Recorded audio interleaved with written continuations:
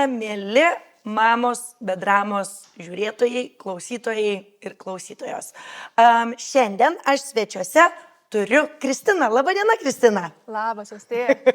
Ar galėtumėt prisistatyti? Čia sunkiausias klausimas iš tiesų, nes iš kokios perspektyvos, bet tikriausiai kaip matau aš save ir kokie prioritetai, ar ne? Taip. Pirmiausia, tada. Tai pirmiausia būtų, aš esu 3 vaikučių mama. Čia kaip ir kiekvienai mamai svarbiausias, ar ne, savęs kažkoks. Tai, tada esu argentiniečio žmona. Argentinietė, aš tą radau. Tikrai radau netyčia internete, bet senais laikais dar, ne dabar, kai internete įprasta, tas antras pusės. Tai irgi čia tokia istorija. Tada esu šaulė. Esu Šaulių sąjungos narė ir strateginės komunikacijos kuopos lapės priklausau. Kaip nuostabu. Tai čia iš tikrųjų toks naujas, exciting dalykas, ar ne? Ir čia irgi toks jau galiu pasakyti, kad tai vyksta. Visiškai nuostabi iniciatyva. Man tai tikrai labai patinka, aš seku truputėlį, tai man. Taip, tai aš viena jų. Ir, nežinau, kaip vyras sako, tai aš esu renovacijos projekto Dehoromans pavadinimu, čia tokiu širdis, nes vyras yra rankos. Ir, kaip sakom, ten, kur daug širdies ir rankų, tai dažniausiai proto nebūna. Tai vat, čia tas irgi, manau, pakalbėsim plačiau apie tą, kur ten kiek to širdies ir kiek proto. Tai labai ačiū, labai jūs įvairia pusė asmenybė. Tai manau, kad mums tikrai neužteks laiko apie viską pakalbėti. Tai, kaip sakant, kuo greičiau pradėsim, tuo daugiau apie ką pakalbėsim. Tai aš tai noriu pradėti apie tai, apie ką jūs pabaigėte vos ne savo pasakojimą. Tai kaip taip atsitiko, kad įsigijote dvarą ir dar ne šiaip kokį dvarą, o 19 amžiaus dvarą? Taip, aš norėčiau, kad tai būtų dvaras. Realiai dabar ir sakyčiau, aš esu dvarininkė, ar ne, bet iš tiesų jisai praradęs jau tą statusą yra, jau čia seniai 19 amžiuje jisai buvo raštuose, ar ne, bet dabar jau jisai neišsaugojo to statuso. Todėl aš mėgstu labiau vadinti istorinę sodybą ir taip mes ją renovuojam ir to gyvenime nebūčiau net pagalvojus, kad mes į tai įsivelsim. Tai kaip taip atsitiko? Nes mes, žinokit, labai savo linksmai gyvenom Ispanijoje su šeima, ten gimė mūsų dvynukai, Izabelė ir Maksimo. Vyresnėlis Lietuvoje gimė, bet vėliau mes emigravom dėl oro, saulės, maisto, visi ten tie dalykai. Emigravom. 4 metus pragyvenom, tikrai nuostabus gyvenimas ten buvo, ne iš blogo gyvenimo grįžom, bet grįžom vedini vertybių ir šeimos, nes COVIDas, kaip ir daugam gyvenimus šiek tiek pabaksnojo, ar ne, pergalvoti, perkratyti savo vertybės ir gyvenimo tikslus, taip atsitiko ir mums, ir mes po COVIDo pasidarė savo išvadas, kad geriau būti šalia savo šeimos, ten, kur yra visi, o ne kažkaip būti svetimoje šalyje, kur, kad ir turi 2 kūdikius ar ne, priešais save, bet močiutė negali jų matyti, arba šiaip su šeima šitais momentais nepasidalinsi. Ir pajutom vienatvę ir pagalvojom, kad Ispanija niekur nepradings, ją bet kada galima grįžti, bet šiam kartui grįžkim į Lietuvą. Bet mes ten neplanavom užsilikti. Mes neturėjom plano. Tiesiog grįšim, pabūsim ir žiūrėsim, kur čia tas pasaulis sukasi. Taip. Ir taip gavosi, kad mano vyras netyčia užmatė skelbimą parduodamos sodybos, bet ten net toks ne dvaras, ten griuvėsiai labiau. Ir labai labai apleistas sklypas, tiesiog ten, nežinau, šaknys per plytas augo, medžiai, krūmai, krūmynai, ten šabakštynai, kad tos sodybos net pamatyti normaliai nebuvo galima. Bet mes nusprendėm nuvažiuoti ir pasižiūrėti. Vieną kartą nuvažiavom. Tai kaip siaubo filme, iš tikrųjų. Ten langelis apgriuvė, nežinai, šitą plytą užkris ant galvos ar neužkris. Ir jums labai patiko tas siaubo filmas? Ir labai patiko. Mes pajutom, kažkokį cinkelį.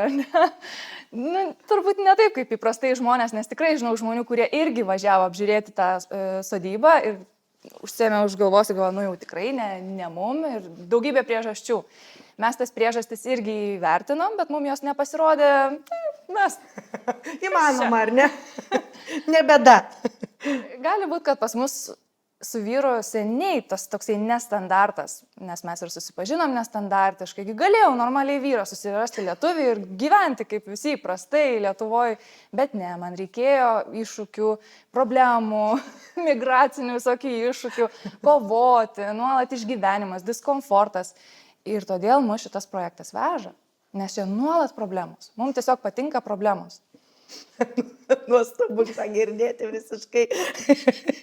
Tai kas vis dėlto pastumėjo, vis dėlto imtis šito projekto? Ar ne, koks buvo galutinis tas apsisprendimas? Ko jūs tuo siekėte? Ar ne, man visada labai norisi užčiuopti tą, ko jūs tuo siekėte? Mes siekiam paleisti tą mintį iš tikrųjų, nes mes jau kai jautėm, kad mes jau tas mintis kaip ir dėliojam, gerai, čia galėtų būti svetainė, čia galėtų būti virtuvė, bet galvoju, kai atsitraukė nuo viso to, pagalvoju, nesąmonė. Ir galvojam, paleidžiam, mums neįperkama kaina buvo, mes tiek neturėjom, tik grįžę iš Ispanijos, kažkaip, tikrai mes ten pinigų nekalėm, kaip nevažiavom užsidirbti, tiesiog visiškai be plano. Ir pasiūlėm savo kainą, tiek kiek turėjom kišeniai, tiesiog su vyru sukaupę. Pardavėjas nesutiko ir galvojam, atiduodam likimui šitą klausimą. Jeigu norės ta sodyba būti mūsų, jinai ir bus. Jeigu ne, tai ir nereikia. Mes neieškom įsipareigoti nekilnojamam turtui. Mes apskritai buvom tokio požiūrio, kad nereikėtų įsipareigoti nei vietai, dar kai maži vaikai, ar ne, galima keliauti su jais po pasaulį. Taip, dar nei ten kažkokių labai. Ir įvyko taip, kad sutiko, po poros mėnesių, man atrodo, pardavėjas susisiekė, imkit, sako. Grįžo ir tiesiog, o ne, sakom, viskas, prisidirbom. Dabar nėra ką daryti, ar ne? Buvo palikę likimui ir likimas sako, imkit. Taip ir buvo. Bet šiandien jūs su 3 vaikais, pataisykit mane, jeigu aš klystu, bet gyvenate 35 kvadratinių metrų Svirne. Taip. Teisingai, ar neklystu? Ką toks gyvenimas jum išgrynino? Apie šeimą, apie jūs, apie poreikius, apie komfortą, apie viską? Iš tikrųjų, begalę dalykų išgrynino. Gal pradėsiu nuo to, kad šiaip mes šeimoje esam pratę būti visi kartu. Ir net gyvendami Ispanijoje ir auginant dvynukus, mažiukus, nesinorėjo kažkaip atitolti nuo jų. Arba įsisukti į tokią gyvenimo rutiną, kuri priverstų nematyti mūsų vaikų, kaip jie auga, kaip tas visas virsmas, kaip mes šeima su tuo tvarkomės.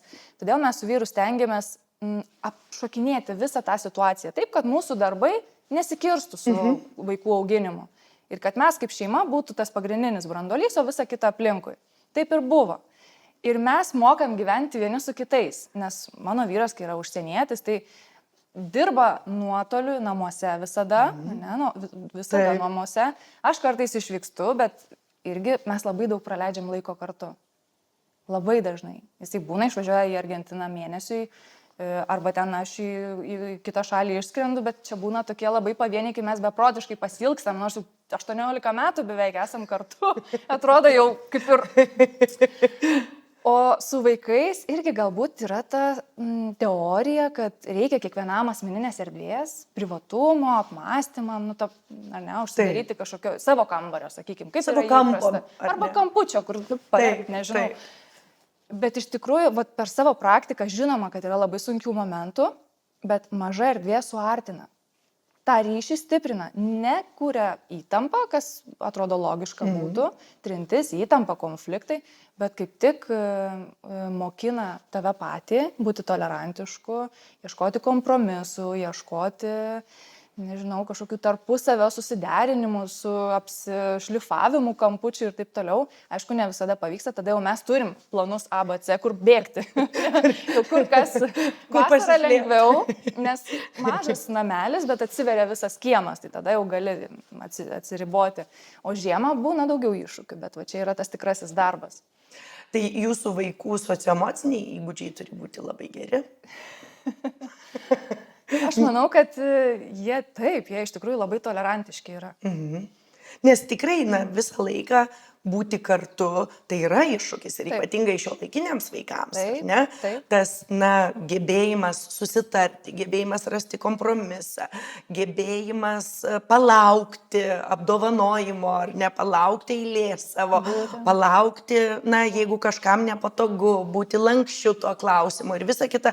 Čia yra visi įgūdžiai, kuriems reikia laiko susiformuoti. Taip. Ir tai yra nuostabūs įgūdžiai šiaip gyvenimui. Taip. Ir iš tiesų labai daug išmokė šitas projektas, netgi, mes gyvenom miestuose, didžiuose miestuose ir Argentinai buvom, keliavom, matėm tą miesto gyvenimą, bet visada širdį, bent jau mes su vyru jautėm tą didelę simpatiją gamtai. Ir kai mes atvažiavom į gamtą, mes supratom, kad vaikai bijo tų vabaliukų. Nepratę, čia uodas praskrido. O kiek vaikučiam buvo, kai atsikraustėt į gamtą? Dabar aš galvoju, 5, 2 buvo ir 8 vyresnėliui.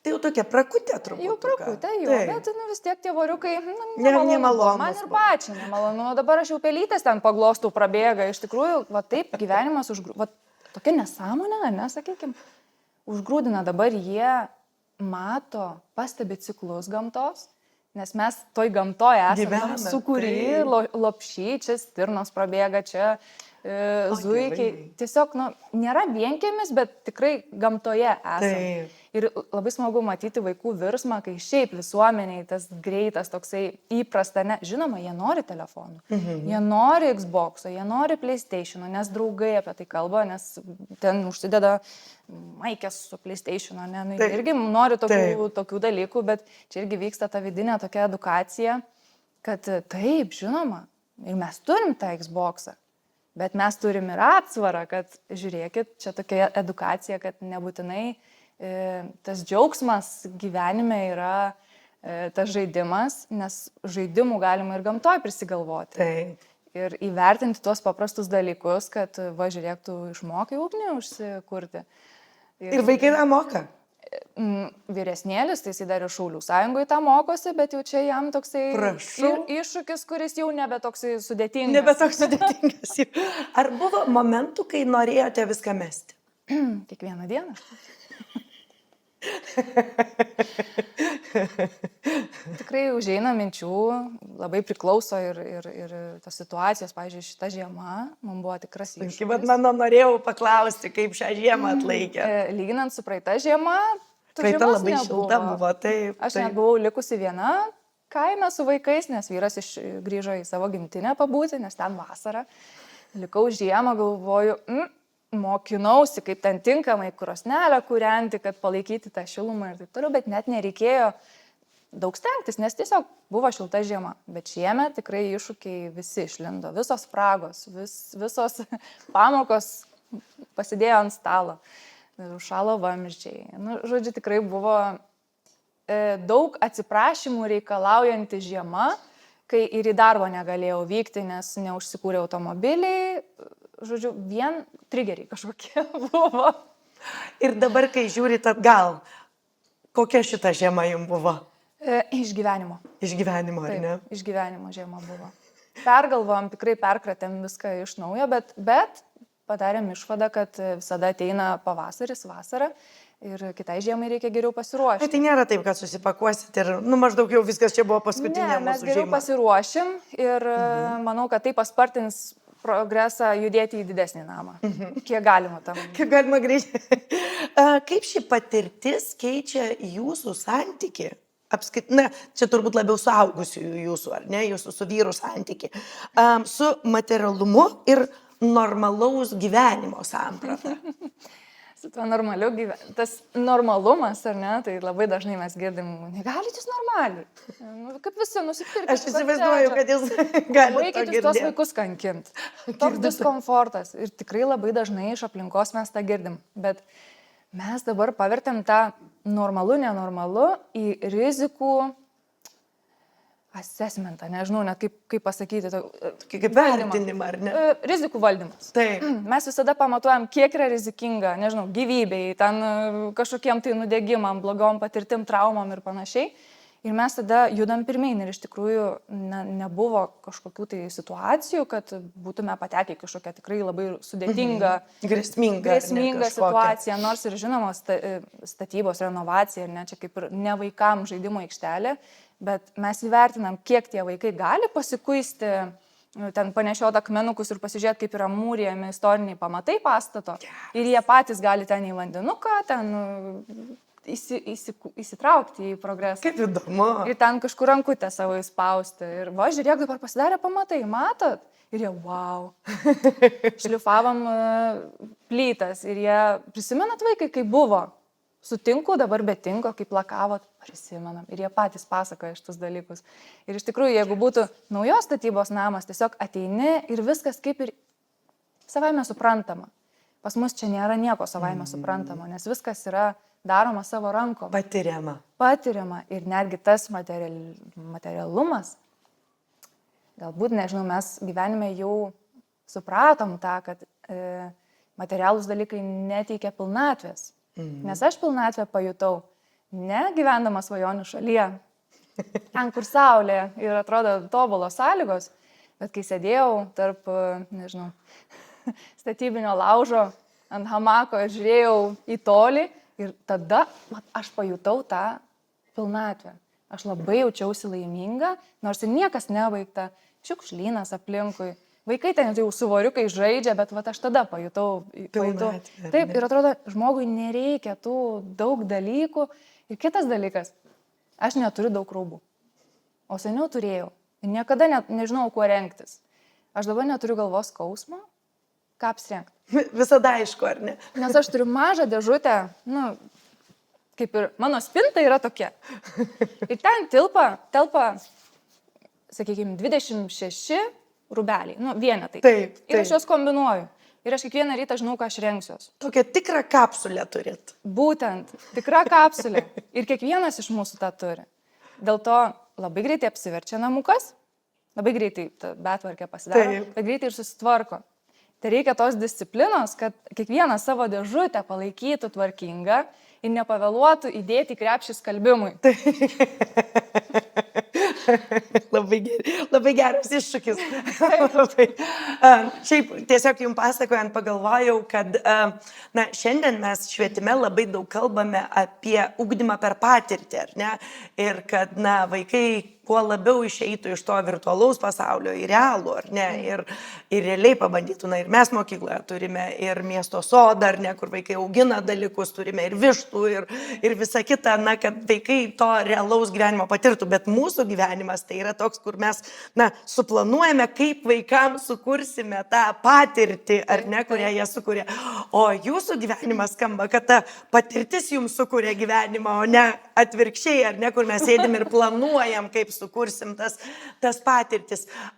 Ir labai taip užsiminėt apie tos istorinius pamatus ir visą kitą, tai ar domėjotės dvaro istoriją ir ar žinote kažką apie tai, kas ten buvo tada, kai ten buvo dvaras? Taip, iš tikrųjų, kai pirkom, net netiek daug žinojom, bet žinom, kad jau metai 1850 statybos, 2 pastatai išlikę, jau kažkokių tokių klausimų daug man kėlė. Ir ypač smalsiam žmogui, kai įsigyji kažkokį nekilnojamą turtą, tu privalai išsiaiškinti. Ir beje, dar tą aurą mes prieš įsigyjant palapiniai nakvojom pačiam pastate, kad ten nesivaidena. Reikėjo apsidrausti. Dėl viso pikto. Dėl viso pikto. Nesivaideno, aura gera, viskas tvarkoj, bet aš jau pradėjau domėtis. Lindau į archyvus, ėjau į muziejus, klausinėjau aplinkinių, kas ką žino, rinkau informaciją, ją dokumentavau. Ir sukūrėm paskyrą Instagrame. Pradėjom dalintis, bet tikslas buvo, kad vyro šeima per nuotolį matytų mūsų kasdienius, ką mes čia sugalvojom. Nes kartais iškomunikuoti tiesiog žinutėm labai sunku. Sudėtingiau. Ir kai pradėjom tą profilį, mes anglų kalbą komunikavom, po kurio laiko mums parašo viena lenkaitė. Sako, ir man atrodo, dar buvo prieš tai straipsnis išėję žiniasklaidoje apie mus, kad žiūrėkit, jauna šeima, tokį iššūkį metė ir tvarkys seną sodybą. Ir parašo, sako, aš esu anūkė 3 kartos tos sodybos šeimininkų, jie gyvena Lenkijoje. Jie per tremtį emigravo ir paskui, kai norėjo grįžti, jau nebegalėjo, nes, žodžiu, vyko perversmai ir jie neteko teisės į savo turtą. O istorija buvo tokia, kad ten gyveno turtingi žmonės, bet su labai labai didelėm vertybėm. Jie draudžiamų laikotarpių mokino lietuvybės, mokino lietuvių kalbos, atidarė mokyklą, tai galima sakyti, kad mes net nedvare gyvename mokykloje, nes ten yra oficialiai mokykla. Visiškai nerealu. Oficialiai yra mokykla. Ir ten mokėsi ir jų vaikai, nes tikslas buvo atidaryti kaimelėje mokyklą, kad vaikai per geležinkelį neitų per geležinkelio bėgius į mokyklą. Tai todėl atidarė ir iki 90 metų netgi mokykla veikė. Taip. Ir tai ilgai veikė. Ir labai ilgai veikė. Taip. Visiškai. Taip. Ir viso kaimelio žmonės, kurie praeina, ateina su prisiminimais. Nes, pavyzdžiui, nežinau, mano laikais prisiminimai iš mokyklos ne visada būdavo tokie, kad, mokykla, koks geras laikas. Labai priklauso nuo patirčių, nuo įvairių dalykų. O čia ateina žmonės, jie net ašarą braukia, kokie geri prisiminimai jų vaikystės. Apie tą mokyklą, kokie mokytojai. Ir atrodo, spėk rašytis, atneša senų nuotraukų parodyti. Tai, žodžiu, tiek daug istorijos ir galiausiai ta mergina, kur mums parašė iš Lenkijos, sakė, kad jos močiutė parašė memuarus apie tą sodybą. Ir mums atsiuntė iš Lenkijos memuarus dedikuotus mums. Ir ten aprašyta visa istorija, kas vyko tame name, kad ten buvo karo frontas, kad jie turėjo plytinę, ją subombardavo ir netgi mūsų Svirno kampas yra pažeistas bombos sprogimo. Ten buvo fronto linija. Nieko savo.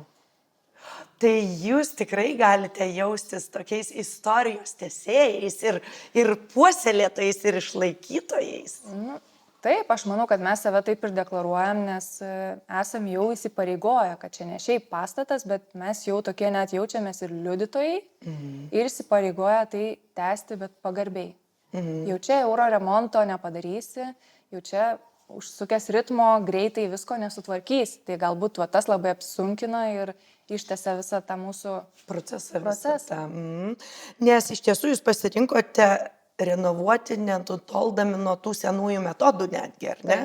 Nuo visų ir pernaudoti, ką įmanoma pernaudoti, niekur neskubėti, ar ne? Taip. Papasakokite daugiau apie tą procesą. Kažkaip labai natūraliai mes visada prijausdavom su vyru vintažui.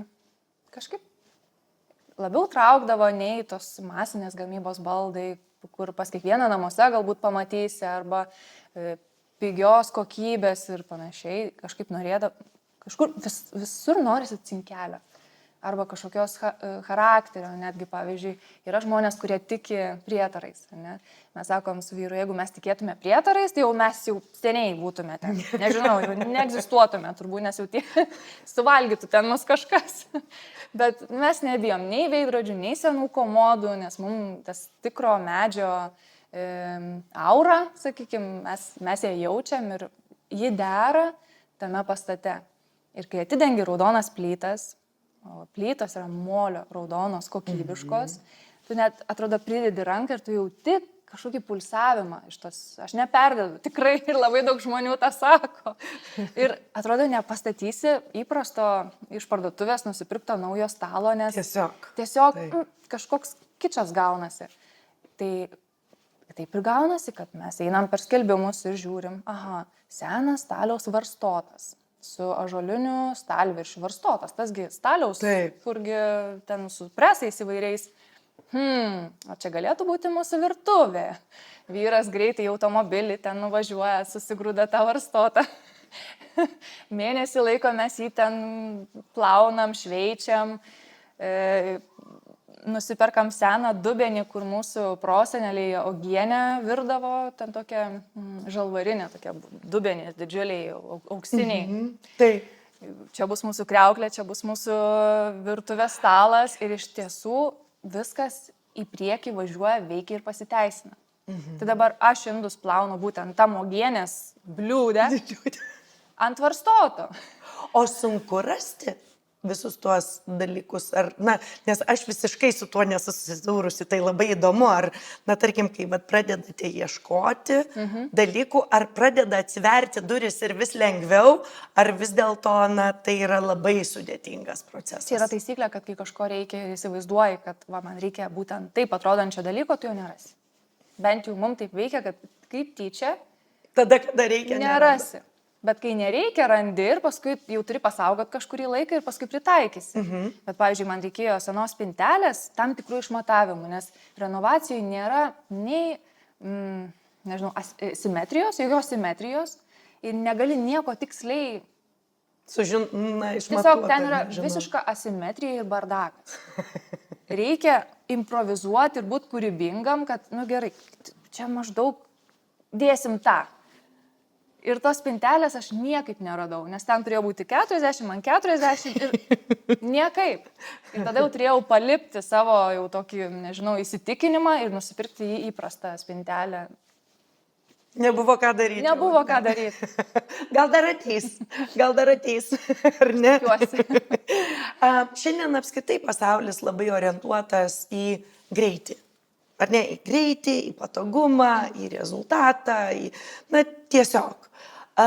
Jūs pasirinkote, netgi sakyčiau, tam priešingą, ar ne, ėjimo į priekį būdą ir procesą. Ir aš suprantu, kad jūsų suaugusių tai yra pasirinkimas. Kaip vaikai tame procese, ar ne? Ir 3 vaikai. Vis vienas skirtingi tie vaikai. Taip. Ar matote, kad kažkam šis procesas artimesnis, o kažkam galbūt nelabai? Ir apskritai, kaip jūs su tuo jausmu vaikų dirbate tame jų tokiame lėtame gyvenime? Čia yra ta vieta, kur mes labai bijom, iš tiesų. Nes mes suprantam, kaip greitai jie auga ir kokie mes lėti esam šitam procese. Nes mes čia patys užsisukom, kad neskubam lėtai, bet mes esam įlipę į tą diskomfortą, kurio realiai aš niekam nerekomenduočiau. Mes esam diskomforte laikinai, kol persikelsim į didelius namus. Bet didelių namų progresas nebus greitas. Čia nuimsi stogą, ir ten jau turi tokią injekciją finansinę paduoti, ko mes negalim leisti, nes toks objektas negauna paskolų. Tai reiškia, mes finansuojam patys. Ir pamažikais procesukais. Taip, ir kadangi savo, o neatveriant visuomeniai, irgi yra iššūkis, ar ne? Čia reiškia, jau jeigu egoistai, tai jau... Tai jau ne. Tai jau Taip. patys ir sukitės, ar ne? Žinoma, kad mes turim viziją, kad kiekvienas turės, tai vienas palėpę turės ten, kur galės su sėdmaišiu prisimesti. Mes turim planą, mes turim viziją. Ta vizija save kažkaip užmotyvuojam, taip pat ir vaikus. Bet kad būtų kažkokių tai iš jų pusės, mama, tai kodėl mes čia ar kaip, nekyla, tik tai gal buvo, kai priėmėm sprendimą apskritai keltis iš miesto į kaimą, tai tas mokyklų keitimo klausimas buvo labai skaudus, ypač vyresnėliui. Nes jisai, taip jau nepasisekė jam, kad labai dažnai keitė mokyklas. Mokėsi Ispanijoje, pagal Ispanijos mokslo sistemą. Ir darželį ten lankė, ir 1-2 klasę, grįžo į Lietuvą, vėl į 2 klasę, nes pasikeitė sistema. Kiekvienais metais draugai keičiasi, mokytojai keičiasi. O dabar mes vėl persikeliam į kaimo mokyklą, kur irgi nauji iššūkiai yra, nes yra tam tikrų niuansų, vis dėlto, ar ne? Taip. Ir vėl draugai kiti, ir vėl reikia ta kova po saulę, ar ne? Buvo iššūkių, bet kažkaip jie irgi mokosi, stiprėja. Reikia vaikam mokytis nuolatos to tokio išgyvenimo. Tai čia ta skausminga tokia vieta, kad turbūt jau jeigu pasakytume, keliamės dabar į miestą, tai sakytų, palaukit. Dabar jau stop, ar ne? Nesikelsi. Vaikai jūsų dvikalbiai yra. Trikalbiai. Trikalbiai, ar ne? Trikalbiai. Ai, dar ir taip. Vargšai, taip.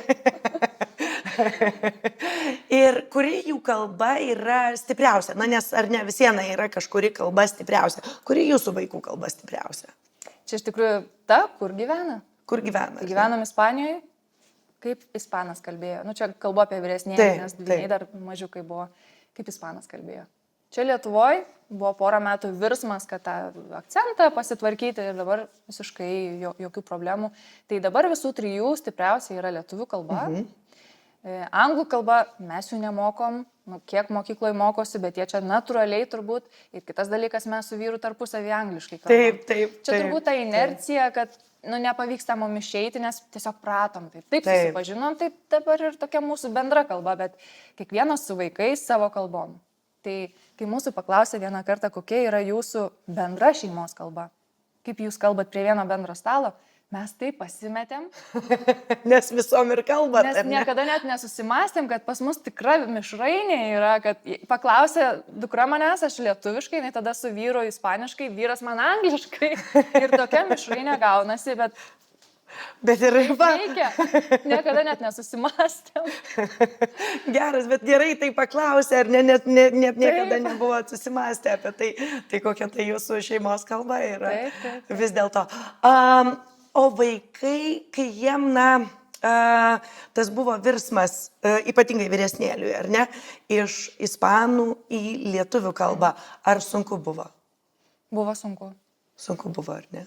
Nelengva, iš tikrųjų, tikrai tas žodynas, nes tikrai mūsų kalba nėra lengva. Vis tiek sistema reikalauja iš vaiko tam tikrų bazinių dalykų. Tai jam reikėjo laiko tikrai pasistiprinti, nors neprireikė papildomų pastangų kažkaip ar mokytojų ir korepetitorių savo jėgom ir tikrai neblogai. Kažkaip vaikai, kiek matau, jie kaip kempinė, tiek geba viską pasiima. Taip. Sugerti ir tos informacijos ir kalbas, tiesiog norėčiau ir aš taip. Kalbas, šitą gerai, duokit, kurią norit. Taip. Jūs esate ir šaulė, ar ne? Ir svarbus tikrai tas pilietiškumas, pilietinis ugdymas ir visa kita. Ar jūs matote visą ir šitą projektą kaip tam tikrą irgi pilietiškumo formą, nes tą paveldo išsaugojimą, ar ne, tą identiteto atkūrimą ir sukūrimą naujo identiteto, ar ne, ant to buvusio pagrindo ir vaikų dalyvavimas tame. Tikrai taip. Aš manau, kad šitas projektas mane ypatingai sustiprino kaip pilietę.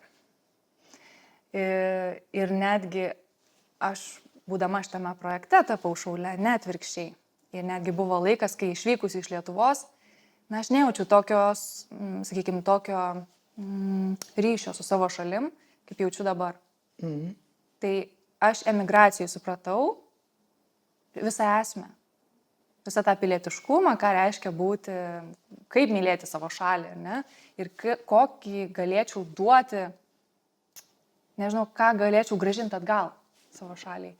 Ir šitas projektas būtent įformina visą šitą vertybę, kuri yra bendra šeimos. Ir man labai labai smagu, kad mano vyras, būdamas užsienietis, irgi tą supranta. Ir jisai, kaip sako, pavyzdžiui, tos plytos yra vietos resursų. Tai yra mūsų molio plytos, pagamintos vietoje, čia plytiniai iškeptos pačių žmonių, beveik prieš 200 metų.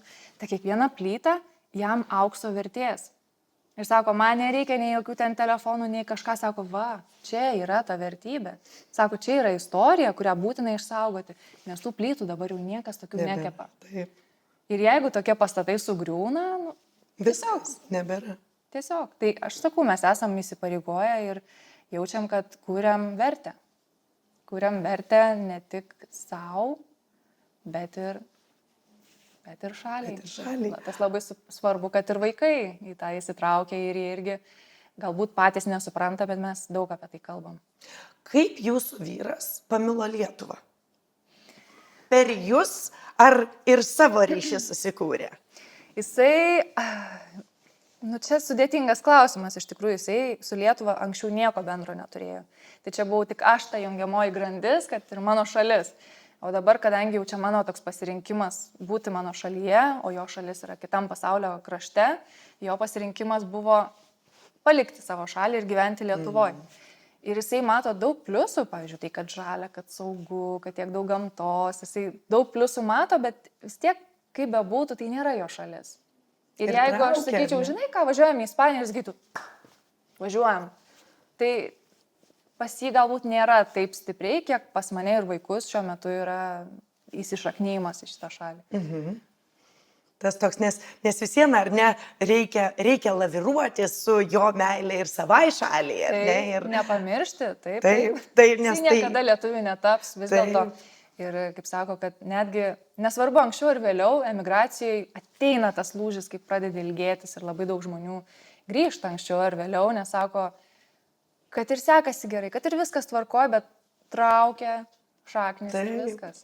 Taip, nes tai labai labai svarbi ta identiteto dalis ir labai svarbu apie tai kalbėtis, ar ne, kad būtų aišku, apie ką mes kalbamės. Ir tuo pačiu, kaip jūsų kultūros šeimoje dera, ar ne, nes Lietuva ir Argentina ganėtinai skirtingos kultūros, ar ne, čia ne Lietuva ir Latvija, ar Estija, bet tai tikrai skirtingos kultūros.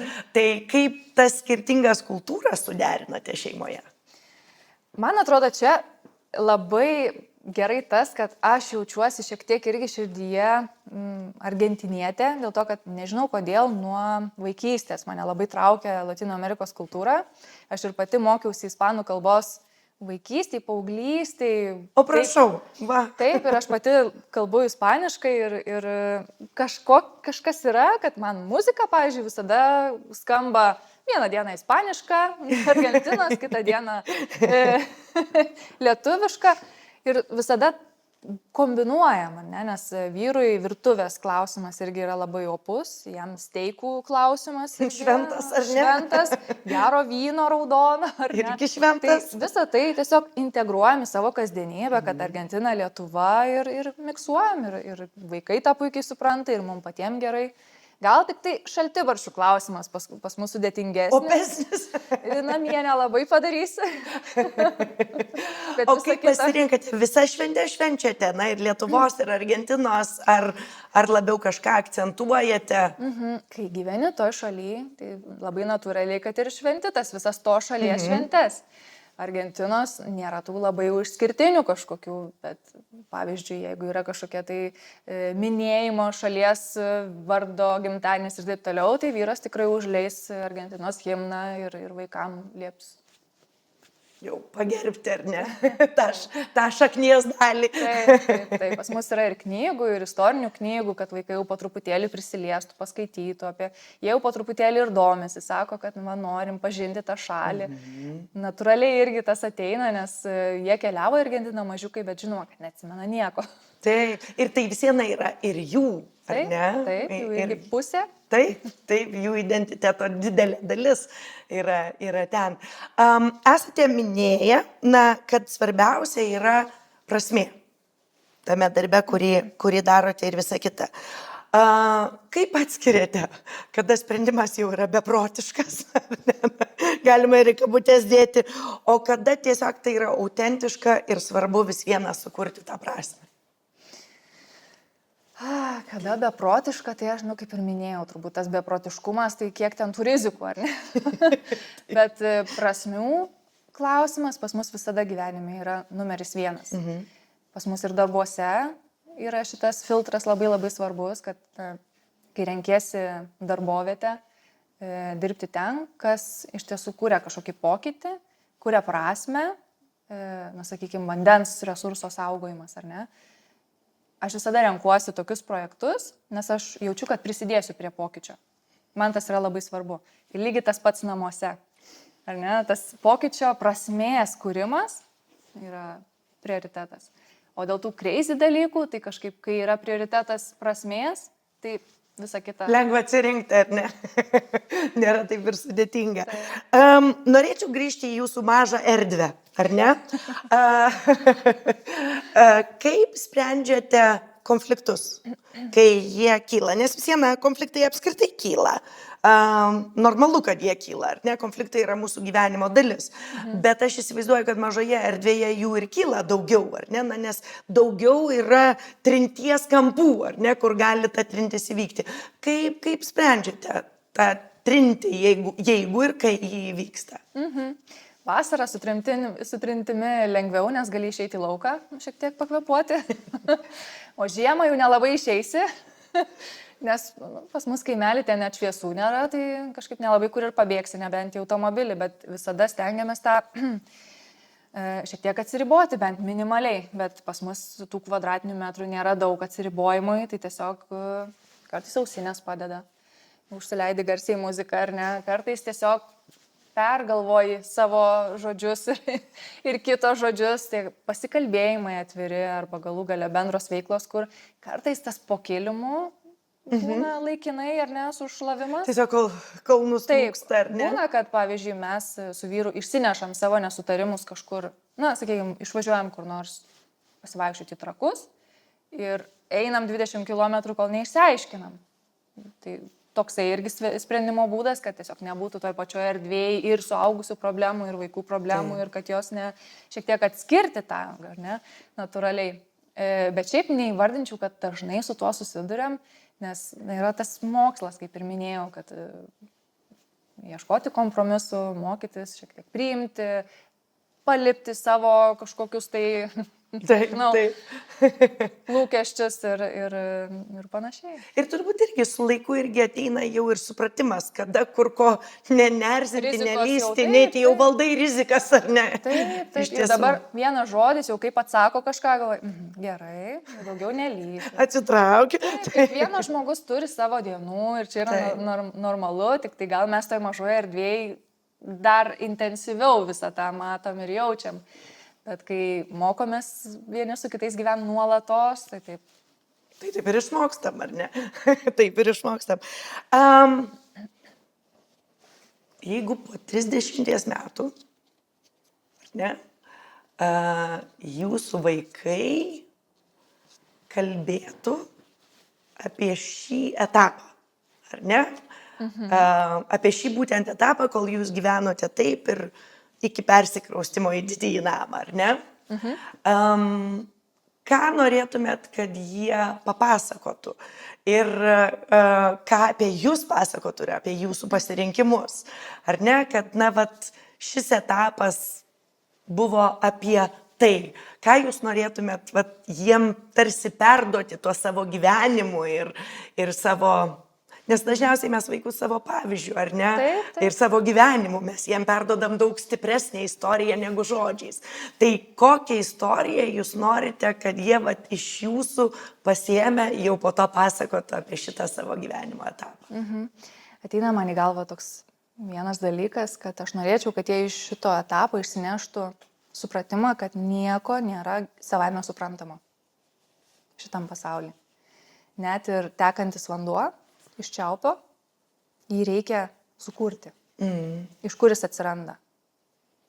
Ne, kad šiluma irgi ateina, ne tik, kad visiems šilta, visi būtuose gyvena, šilta, elektra ir taip toliau, iš kur atsiranda dalykai ir ką dėl kiekvieno dalyko reikia padaryti.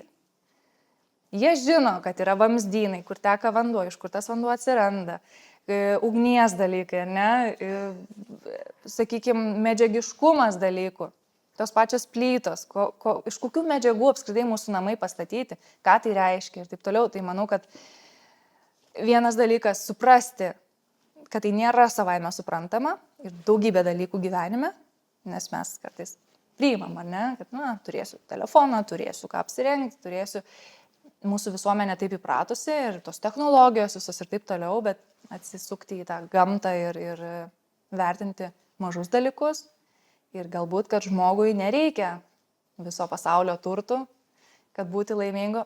Niekada to neturėjau, todėl nedrįstu sakyti, kad tai nėra laimė, ne? Bet nepamiršti šitos vietos, atsisukti į gamtą, nes iš tikrųjų per mūsų patirtį su vyru mes norėtume tą, kad vaikai pajustų tą pilnatvę, būdami gamtoje, o ne, nežinau, kažkur kitoj vietoje ar ne, apipilti prabangą ir materialiais dalykais. Tai aš manau, kad čia ta pagrindinė mūsų pamoka, kurią mes kiekvieną dieną rodom vaikam atvirai per savo patirtis, nors ir skaudžias, bet jie turi tą matyti, jie turi pasidaryti savo ateityje išvadas, kad kaip ten tie tėvai darė. Cool ar ne visai?